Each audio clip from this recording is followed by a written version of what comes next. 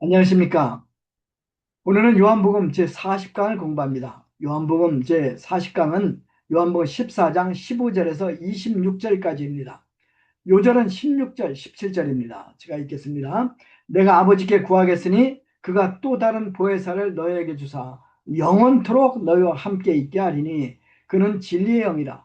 세상은 그를 받지도 못하나니 이는 그를 보지도 못하고 알지도 못함이라. 그러나 너희는 그를 아나니 그는 너희와 함께 거하심이요 또 너희 속에 계시겠습니다. 1870년경 남아프리카에서 일어났던 일입니다. 그곳에 제법 큰 땅과 또 많은 소를 소유한 농부가 있었습니다. 그런데 그 당시 남아프리카에서는 다이아몬드 붐이 일기 시작합니다. 신문에서는 거의 매일 누가 어디서 다이아몬드를 발견하여 하룻밤 사이에 백만장자가 되었다는 기사가 보도됩니다. 이런 기사를 읽을 때마다 그 농부는 땅과 가축에 묶여 다이아몬드 보물을 찾아낼 수 없는 자신의 신세를 한탄하며 슬퍼합니다. 그가 계속해서 슬퍼하고 신세를 한탄하니까 이웃에 사는 농부가 그를 불쌍히 여깁니다. 그리고 그의 땅과 가축을 3년 할부로 사줍니다. 농부 정말 기뻤습니다. 드디어 그는 보물 찾기를 시작합니다. 그 인생을 한 방에 바꿔줄 반짝이는 돌, 그 돌을 찾아서 그는 남아프리카 전역을 돌아다닙니다.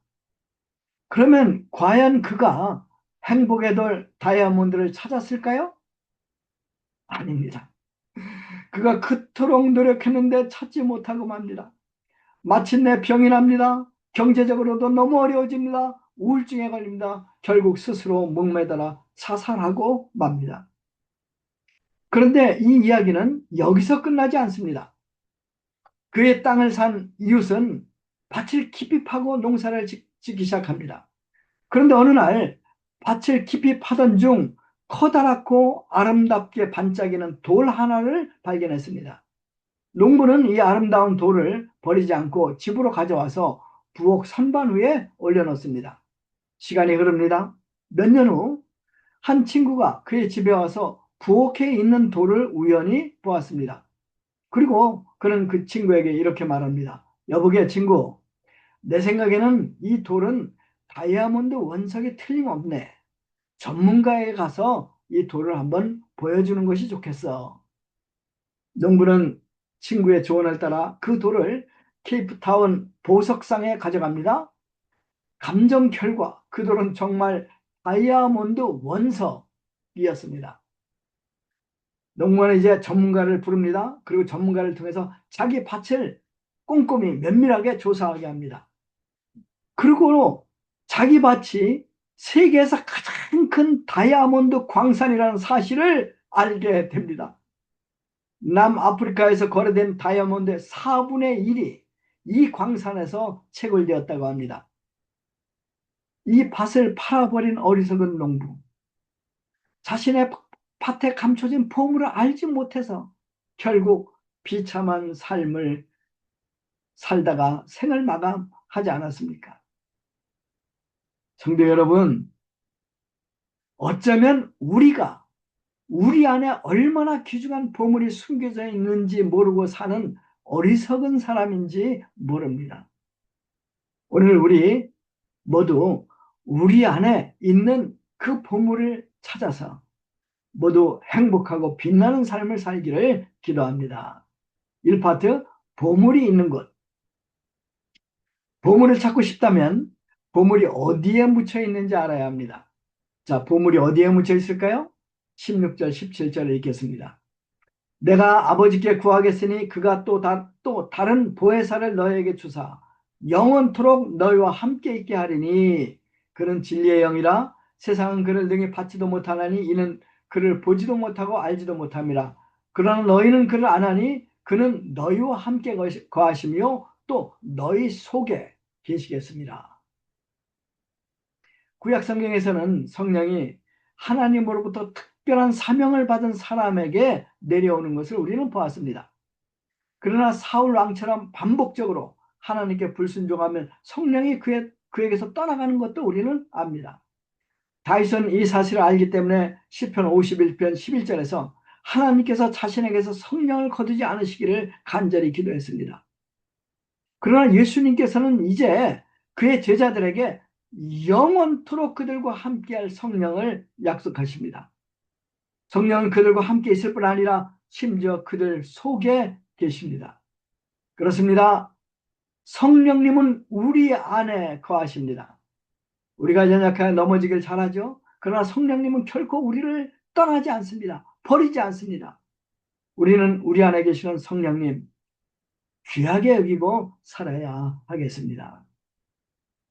이 파트, 보물의 다른 이름, 보혜사. 보석에는 보석말이 있습니다. 예를 들어 진주의 보석말은 눈물입니다. 루비 보석의 보석말은 열정, 정열입니다. 성령의 다른 이름은 파라클레토스입니다. 한글 성경에 이 파라클레토스를 보혜사라고 번역을 했습니다. 한자어로 보혜사라는 말을 이제 풀어보면 보자는 보호하다 이런 뜻이에요.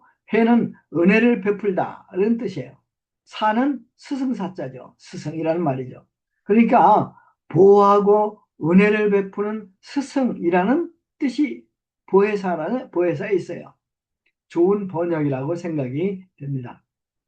원래 그리스어 파라클레토스는 이제 세 가지 뜻이 있어요. 하나는 위로자, 두 번째는 변호사, 세 번째는 돕는 자, 이런 뜻이 있어요.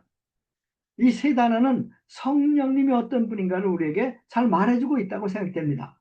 첫째, 성령님은 우리의 위로자이십니다. 아이들은 어려움을 겪으면 울면서 부모에게 뛰어갑니다. 그리고 부모로부터 위로를 구합니다. 하지만 아이들에게만 위로가 필요한 것이 아닙니다. 어른들에게도 위로가 필요하죠. 이 세상 죄와 죽음이 지배하는 세상입니다. 강한 사람만이 살아남는 잔인한 세상이죠. 의도적이든 아니든 우리는 다른 사람에게 상처를 입히고 또 우리도 상처를 받습니다. 사람들이 겪는 고통 중 가장 큰 고통, 사랑하는 사람을 잃은 고통, 슬픔이라고 합니다. 동역자가 떠난 후 1년이 못되어 죽는 사람들도 많이 있습니다. 지난주 슈투트가르트 교회 베라 자매님의 남동생이 죽었습니다. 베라와 통화를 했는데 너무 슬퍼서 통화 내내 계속 울었습니다.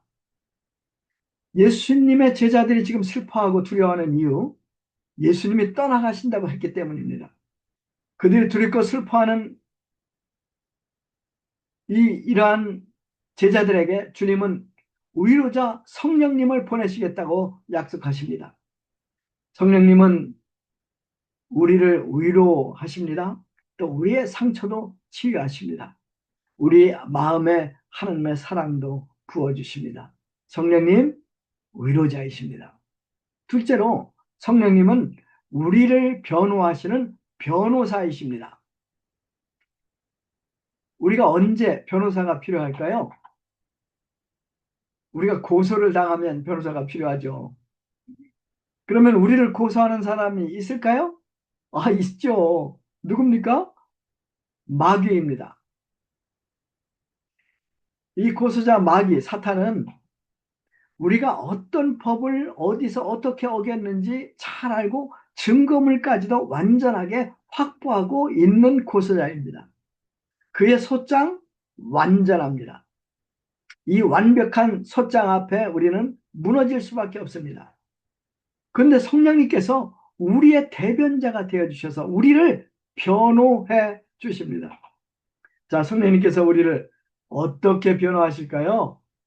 자, 마귀 고소자가 소장에 적힌 우리 죄를 낭독합니다. 길게 낭독합니다. 증거를 제시합니다.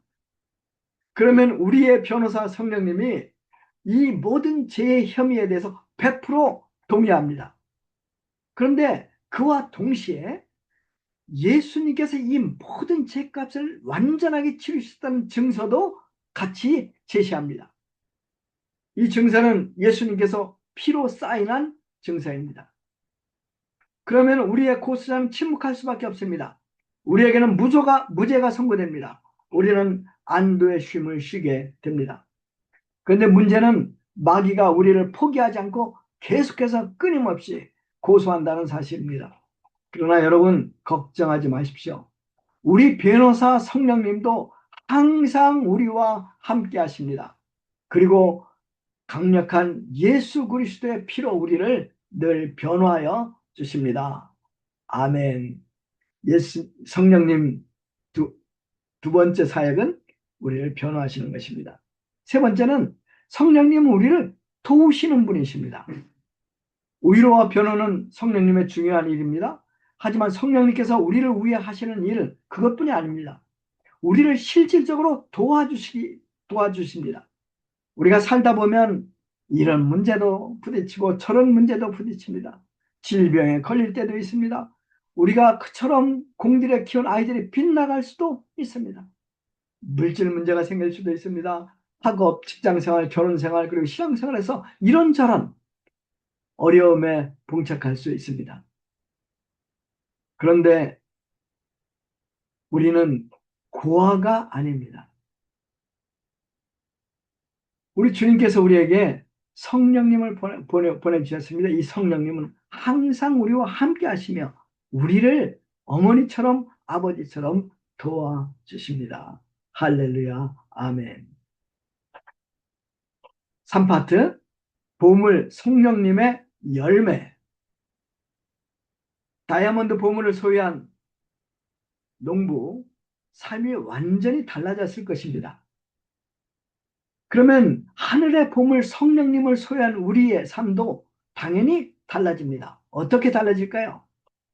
첫 번째, 우리는 예수님과 연합된 삶을 살게 됩니다. 18절, 19절 제가 읽겠습니다. 내가 너희를 고아와 같이 버려두지 아니하고 너희에게로 오리라. 조금 있으면 세상은 다시 나를 보지 못할 것이로되 너희는 나를 보리니 이는 내가 살아있고 너희도 살아있겠습니라. 예수님께서는 방금 성령께서 오신다고 말씀하셨습니다. 그런데 이제는 예수님 자신이 우리에게 오신다고 말씀하십니다. 부활하신 예수님, 하늘과 땅의 모든 권세를 가지고 계시는 분입니다.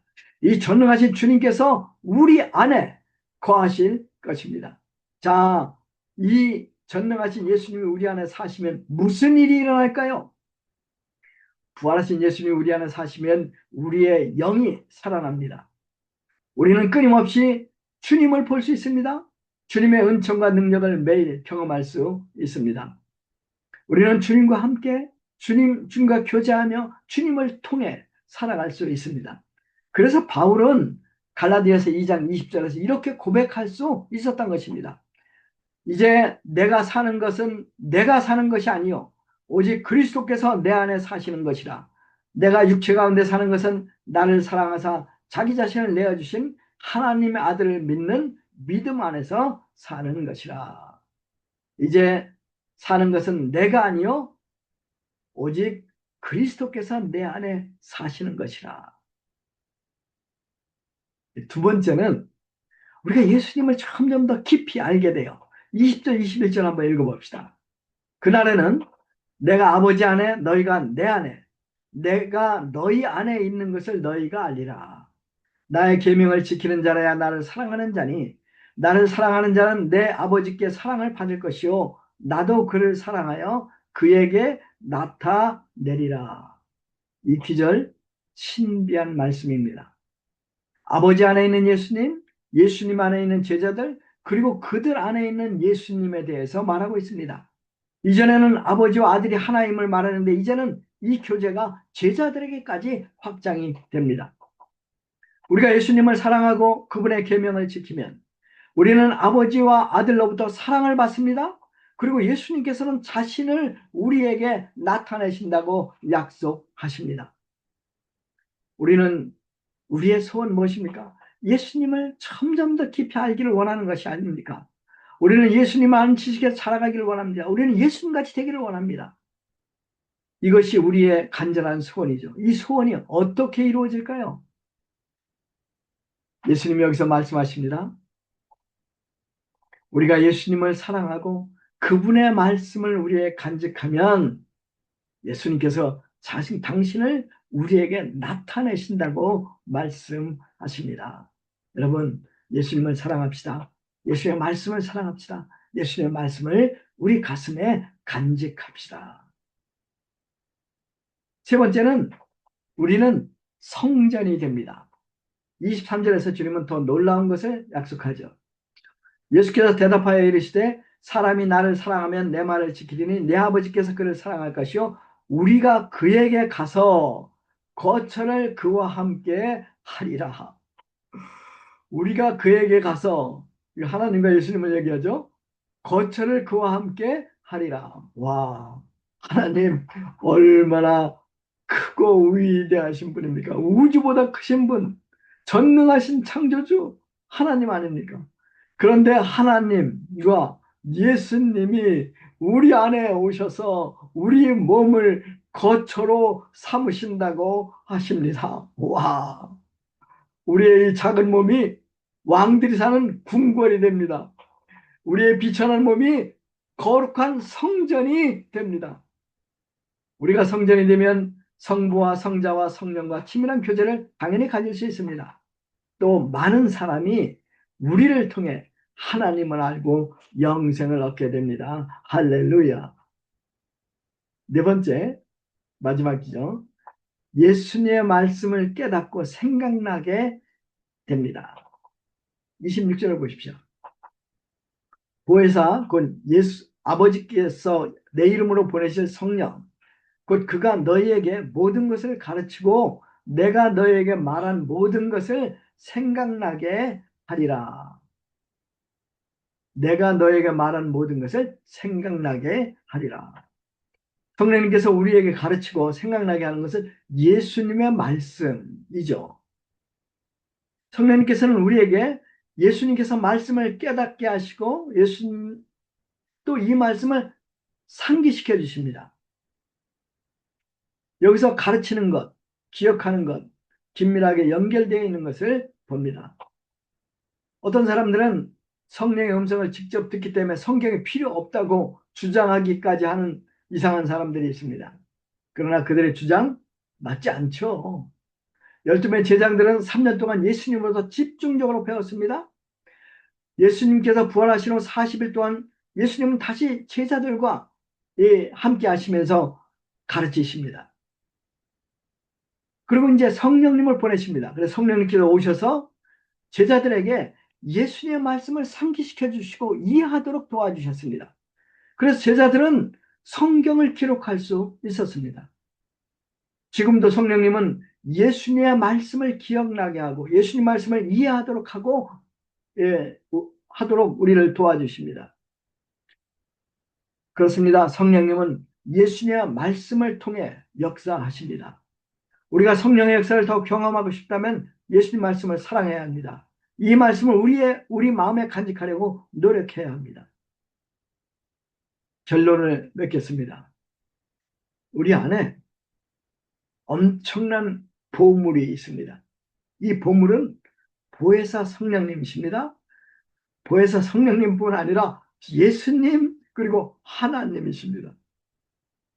그런데 보화가 감춰져 있으면 아무것도 아니죠. 우리는 우리 안에 있는 보화 성령님, 예수님, 또 하나님으로 충만해져야 합니다. 우리 안에 계시는 예수님을 깊이 배우고 범사에 주님에게까지 성장하기를 우리는 정말 원합니다. 늘 하나님을 찬양하고 충성스러운 하나님의 종으로 하나님을 힘있게 섬기기를 우리는 간절히 원합니다. 그러면 우리가 어떻게 그렇게 될 수 있을까요? 나의 계명을 지키는 자라야 나를 사랑하는 자니 나를 사랑하는 자는 내 아버지께 사랑을 받을 것이요 나도 그를 사랑하여 그에게 나타내리라. 21절, 23절, 24절 예수님께서 3번 더 똑같은 말씀을 반복하십니다. 예수님께서 성령에 대해서 말씀하시며 왜 4번이나 거듭해서 그를 사랑하고 그의 계명을 지키라, 그의 말씀을 지키라고 명령했을까요? 그것은 하나님 말씀을 사랑하고 말씀에 간직하는 것이 정말 우리 신앙생활에 중요하기 때문입니다. 요즘 하가다 운동이 유행입니다. 이 하가다 운동의 근거는 시편 1장입니다. 시편 1장에 보면 복 있는 자는 여호와의 말씀을 주야로 묵상한다고 그러는데 을조린다는 뜻이에요. 주야로 을조린다. 을조리는 자들아. 그러면 그는 형통한 자가 된다. 이렇게 시편 1장에서 말하고 있지 않습니까? 그래서 많은 사람들이 성경을 이제 애우려고 하지 않고 이것을 그냥 계속 을조리는, 하루 종일 을조리는 거예요. 그러니까 이제 성경 많은 텍스트를 하는 것이 아니라 그 중에 아주 중요한 말씀을 이제 계속해서 반복해서 을조리는 거예요. 많은 사람들이 이렇게 하고 나서 이것을 실천하고 나서 병이 났어요. 또 마음도 많이 치유됐어요. 영적으로 성장됐어요. 그리고 마음의 기쁨과 평강이 임했어요. 또 세상적으로도 승리하는 삶을 살았다고 많은 사람들이 간증하고 있어요. 저는 이것이 일리가 있다고 생각됩니다. 우리도 한번 예수님의 말씀을 늘 을조리며 이 말씀을 우리 마음에 간직하면, 이 말씀을 지키면 우리는 예수님을 더욱더 깊이 알 수 있을 것 같아요. 그리고 우리가 성령 충만해질 수 있을 거예요. 하나님의 평강과 은혜가 우리 가운데 충만하게 임할 것을 믿습니다. 하나님께서 우리를 도와주셔서 우리 안에 있는 보물을 깨닫고 정말 이 성령 충만, 하나님 충만, 예수님 충만으로 살 수 있기를 간절히 기도합니다. 아멘. 기도하겠습니다. 주님 감사합니다. 저희들 안에 있는 보물을 가르쳐 주심을 감사합니다. 저희들이 이 성령님, 예수님, 하나님을 귀하게 여기고 성전으로 살게 도와주십시오. 또한 무엇보다 예수님을 점점 더 알고 예수님을 닮아나가게 도와주십시오. 하나님의 은혜가 저희들에게 충만하게 도와주시옵소서. 감사합니다. 예수님의 이름으로 기도했습니다. 아멘.